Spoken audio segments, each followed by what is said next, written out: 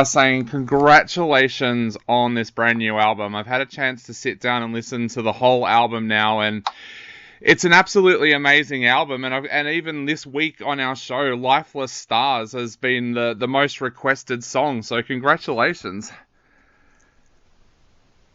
That's fantastic to hear. That's exciting. And I know it's one of those. It's a strange thing, you know. It's like we never had so much time to make an album since we made our first album. So it was really, you know, just an enjoyable experience, and we really were falling apart at the seams as a band and as brothers. And before the record before the record started recording, and we didn't know what the life expectancy of our band was going to be.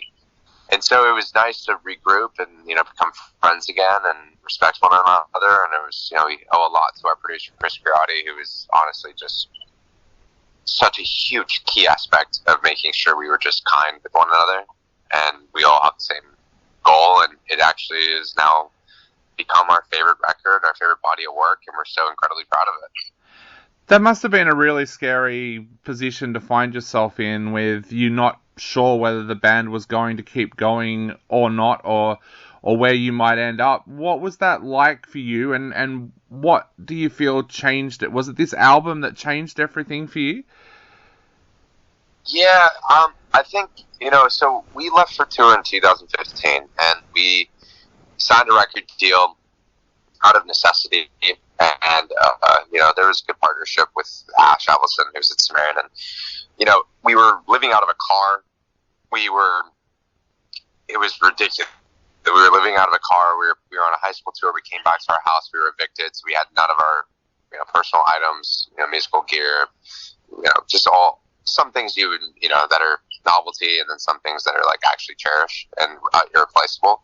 So we signed the record deal, and we just were like, fuck it, let's go on the road. And we went we were out probably 280 to 300 days out of the year, and then like 30 days of those were probably just traveling up, you know, and getting from the East Coast to the West Coast of the United States. And we did that for about 3 years in our mom's car, and then we got to a van, and then we got to bandwagon, and we were just getting into a bus in Europe, and you know, but then it was like we were at 750 shows clocked in, and you know, so many members in and out of the band, and you know, not members, but more or less like touring musicians. And we were trying to find like our niche of having, like, you know, we are three brothers that all play, but we wanted to have a band aspect, and you know, keeping that together was always difficult. You know, the business wasn't growing as fast as people wanted to see, and then it just popped off, and then it went from like, you know, 0 to 100. We were doing 2 to 3,000 people right before the pandemic in Europe, and it was like, all right, cool, we're going.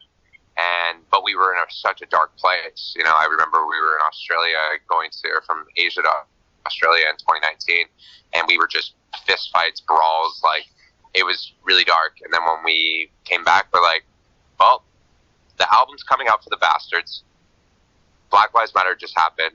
We couldn't talk about the album, so that record just kind of, we just shelved it because something in the world was happening so more important than, you know, our own self-egos putting out a record. So that just came out in the world, and we're like, let's get back and start making a record. And we were still like really bad with each other. We were like yelling at each other all the time, and our producer's like, I'm not going to work with you guys unless you are kind, treat each other like you're just musicians, and there's no brother aspect of it.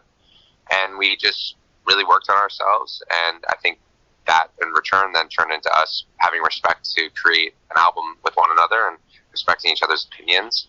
And you know, that's why I feel the album really expresses who Palaye Royale is as a band, because it's not a Remington album, it's not an Emerson album, it's not a Sebastian album, it's Palaye Royale, collectively the three of us. So definitely, this is going to sound an absolutely terrible way to put it, but I don't know how else to put it.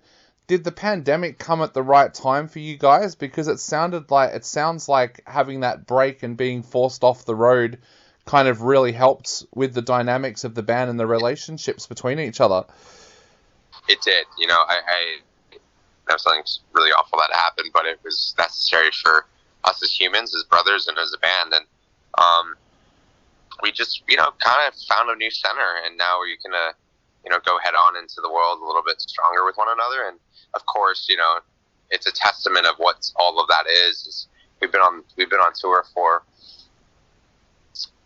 we were out from January through April, and then we did some summer stuff, and then we left in late July, and we have been on the road since. We went out to European festivals, we did the Corn Support Tour, and then we went on the Fever Dream Tour. But right when the Fever Dream Tour started, 3 buses broke down, our tour manager quit, I had to step in and become tour manager. We're flying everywhere, we're getting U-Hauls, we're renting cars just to make sure the show goes. But, like, if this was 2 years ago, we would have been like, fuck this, we're going home. And we just, like, wake up and deal with the problems, get it done, and, you know, do the most important thing, and that's to play for the fans. And, you know, that's all what the music business thrives off of, is the music, is the fans and the music.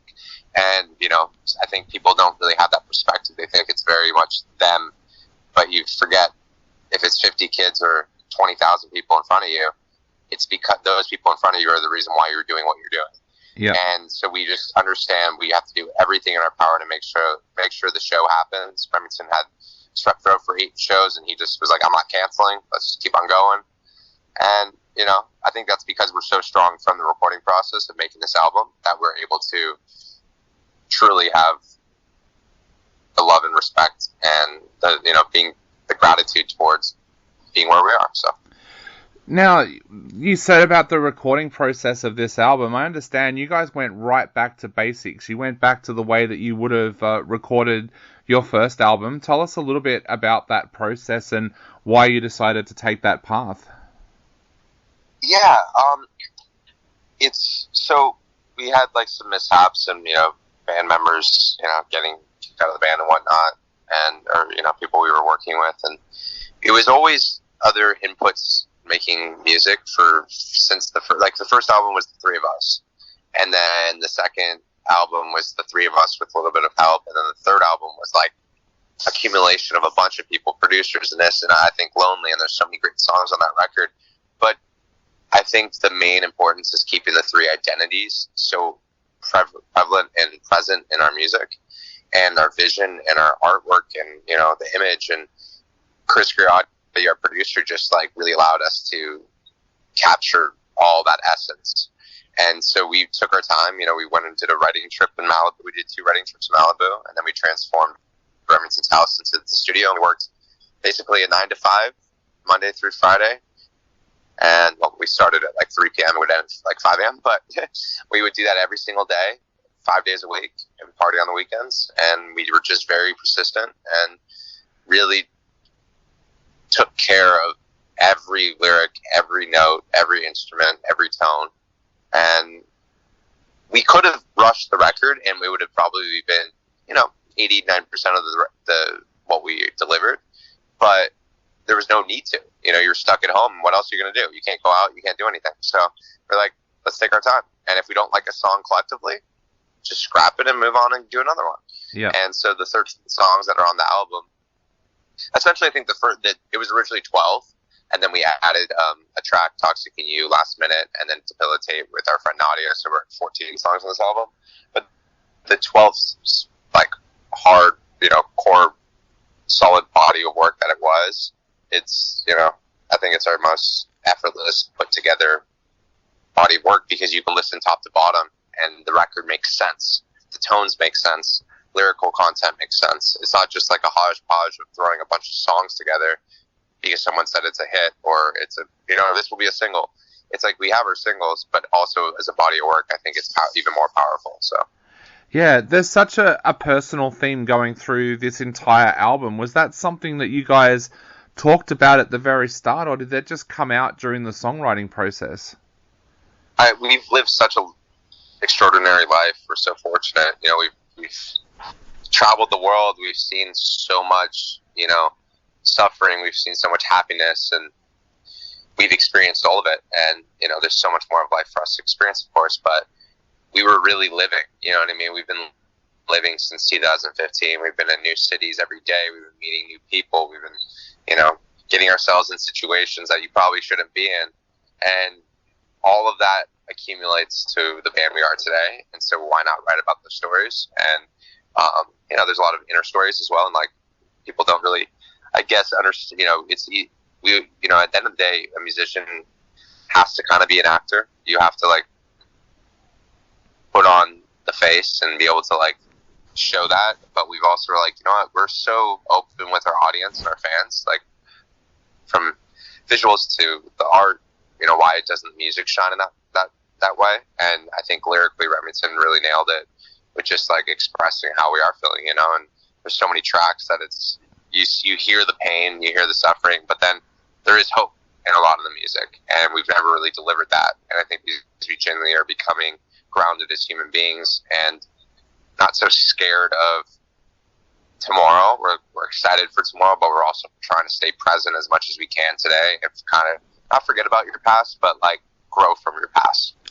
What is it like for you when you first sit down and read Remington's lyrics? Because there's tracks on this album that almost made me cry when I was listening to the lyrics up close. Yeah. What is that like for you when you first sit down and read his lyrics? Well, it's Remington's really good at, he used to not be so good at it, but Emerson's wrote like 3 or 4, you know, full books and everything, and like he does all the poetry and does all the artwork for the band, and I'm always the mouthpiece. So this is the first time he really like took what we were saying into consideration. And like obviously, if I could sing, I would sing it, but he has to, you know, showcase the emotion through it or you know, the excitement. And he's really there's so much stuff we've experienced together. So it's like I feel like all those lyrics are just so personal to all 3 of us as a unit. So it's really, you know, we're just being truthful, and I think that's what the world definitely needs. You know, there's a lot of cookie cutter nonsense out there, and you know, people can have their opinion about our band, but at the end of the day, this is who we are, and this is the way we dress, this is the way we look, the way we sound, and this is, you know, unapologetic, but we're also going to lead with kindness and graciousness, you know. Definitely. Now, you mentioned working with your producer, Chris. You said that he was an important part of keeping the band together and getting you guys on the straight and narrow. How did that relationship start with Chris, and why did you guys choose him to be the producer to work with this time? So our relationship with Chris started, I slid into his DMs in 2019 when we were making the Bastards album, and we ended up making Fuck With My Head with him and Nervous Breakdown. He recorded Fuck With My Head, and we wrote and recorded Nervous Breakdown with him, and we just became such good friends. And Chris and myself are very much like, actually all 3 of us, Remington, Emerson, myself, and Chris, we're just all like, we're all goofy. We all like the same things. We all have like the same look, and it just, you know, it's like our long lost brother we never had. And so when it came down to making the album, we like originally wanted to split the album between like 2 different producers, and then just it ended up happening that way. So Chris, this was his first album he ever produced by himself, and he was always working, you know, close knit on like Poppy Records, the Youngblood Records with another producer. And then this was the first time he went off on his own. So it was a learning curve for him and a learning curve for us, but we had the time. And he has such an incredible work ethic, and he's a savant of a musician. He always wants to learn. He always cares about approaching music with the hopes that it is going to have a longer legacy than what, you know, just putting out a song for the culture in the moment, you know? Yeah. And so when we were doing the album, it was, you know, now I'm so proud of him. He recorded all of Willow Smith's new album, all of Youngblood's album by himself. He did all of Eve's Tumor record by himself. This girl, Casey Bishop, like, he's putting out 70 songs this year from other artists he's worked with, you know what I mean? I'm like, wow. It's just so cool that he was such an important thing to us, but I feel like we were such an important thing to his career, you know, which is amazing. Definitely. Now, I know we're running out of time very, very quickly, and I don't want to keep you over time, so I'll just finish with one quick question. What would you like to say to all of your fans out there before the album comes out on October 28th and they can sit down and listen to it from start to finish? I just want them to all know that the world can be chaotic, but there's hope, and there's a beautiful light and a beautiful life that we all get to live. We're so fortunate to have it, and this body of work is something that is truly Palaye Royale, and I know it will be something that will be cherished by them as much as it is by us, and I just can't wait to see everyone around the world, you know, be in Australia and be around the rest of the world, and be in South America and Asia and Europe and all these amazing, incredible cities and cultures, and get to see everybody go ballistic for an evening. Definitely.